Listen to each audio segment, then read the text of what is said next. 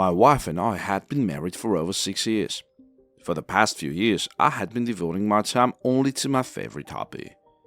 I was making good money from my hobby, so my dream was to build my own house. Because I was spending a lot of time on my work, my relationship with my wife became a little worse. There was no longer the emotion that we felt in the beginning of our relationship. I felt like my wife and I were just acquaintances who lived together. My wife was always trying to bring some variety to our relationship, but I always had no time. But when I showed a desire to change something in our relationship, my wife was no longer interested. One of my work days, my boss called me in. He said that very soon I would be going on business trips to other cities. I asked him when the first business trip would be, and he said that in a couple of weeks. This news put me in a good mood. Employees who travel frequently are the most trusted by their bosses. Yes, I thought so. The last time I was on a business trip more than a year ago. At least I get a little break from all the housework. I remember the last time I went away on a business trip. My wife missed me so much that our relationship then played with new colors. I want it to happen again. A few weeks passed and it was time to leave on a business trip. I packed my bags and said goodbye to my wife. As I said goodbye to her, I could see that she was very sad. It even made me happy that my wife would be bored and sad after all. But how wrong I was. In fact, as I found out later, she was happy to see me go and was already making plans for how she would spend her time without me. As soon as I left, she received a phone call from a friend she hadn't talked to in a long time. This friend invited my wife to a party. She said that her uncle had borrowed his place to host the party. She talked about how great it was going to be and what kind of man she had invited. I was on a business trip at that time and didn't know anything yet. My wife agreed and decided she didn't need to tell me. She kept quiet about going to the party, but then about a month passed and I came back from my business trip. My wife, just like last time, missed me a lot. But it only lasted a few minutes and she became a regular wife again. I expected that our relationship would once again find new meaning, but it turned out that it did not. When I suggested to my wife that she perform marital duty in bed, she was constantly looking for reasons to avoid it. Constantly she had a headache or was tired. At first I did not pay attention to this, but when she started wearing heels, had a new hairstyle, and began to take suspicious care of herself, I became suspicious. But what I found out later would surprise me and you. A few weeks passed, and it was time to go on another business trip for work. Usually I would leave for a business trip in the evening, but this time I packed in the morning. Because I had bought a ticket for the evening train and I wouldn't have time to run home right after work. When I got to work, my boss told me that there had been a change of plans and that the business trip was cancelled. I was happy at first, but then I looked sad. Then I had to go home. When I went into the house, I saw that my wife was dressed up somewhere and about to go somewhere. At first, she didn't notice me coming in, and when she came out into the hallway, she saw me. She was dressed up like she was going to a wedding. When she saw me, she opened her mouth and asked me why I came back. I could tell by the look on her face that she wasn't expecting to see me and was a little startled to see me. I told her that my business trip had been cancelled and asked where she was going. At this point, my suspicions began to intensify.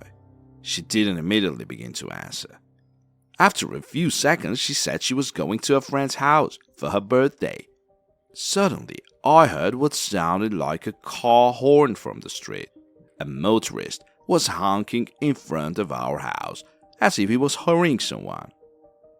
My wife took out her phone and started typing something with trembling hands. I stood there, staring blankly, and when I decided to look out the window, the car was gone. Then I immediately ran to my wife and snatched the phone from her. I began to read the latest correspondence, but no messages had been sent on her behalf. I started questioning her and made her take off her clothes and told her she wasn't going anywhere. At that point, I became even more suspicious that my wife was hiding something. There were many factors pointing to my wife's infidelity. The car that honked outside our house, the wife who was nervously typing something on the phone, but the correspondence had been deleted. It all seemed very strange. Then I decided to make a plan. The next time I have a business trip, I'll make sure my wife thinks I'm away on business at that time. That's when we can draw conclusions. In the evening at dinner, I told my wife that I was going on a business trip in a week. My wife tried not to show that she was happy about this event, but still there was a smile on her face. A week passed, and I began to get ready for my business trip. I said I was going to the train station, but I actually rented a hotel room not too far from our house. From this room, I could see our house.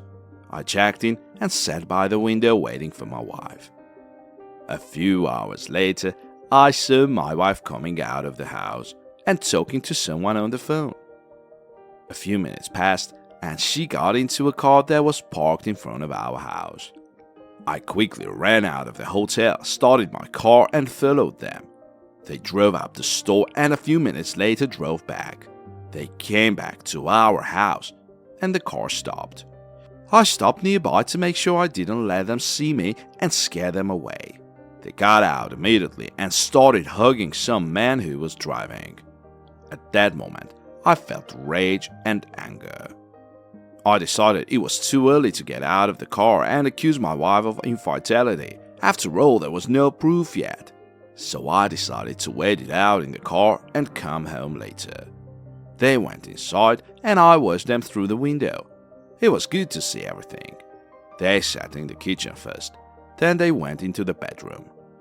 When the lights went out in the bedroom, I decided it was time for me to go out.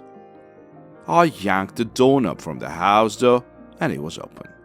I quietly started to sneak up on them. I heard some music coming from the bedroom. As I was sneaking towards the bedroom, I noticed a bat lying next to the bedroom. I grabbed it just in case. I quietly crept up the open bedroom door and saw my wife doing bad things with that man. I couldn't look at it and turned on the light sharply. I hit the tape recorder that was playing music with all my might. At that moment, the lovers flinched and started looking for their clothes. My wife fell off the bed out of fear, and her lover didn't know what to do and just stood there in a stupor. I ordered the lover to leave the house quickly. He understood what was going on and immediately began to get dressed. I told my wife the same thing. She quickly threw on her things and began packing her suitcase. A few minutes later, she was gone. A few days passed and I still can't forget that situation. I decided to file for divorce. As I later found out, my wife started calling her lover after she left my house. She explained to him that we had divorced long ago and that I was just stalking her and was jealous of everyone. Only her lover wouldn't listen to her and stopped talking to her. After a while, she moved in with a friend. I never heard from her again. What would you have done in my place? Write in the comments.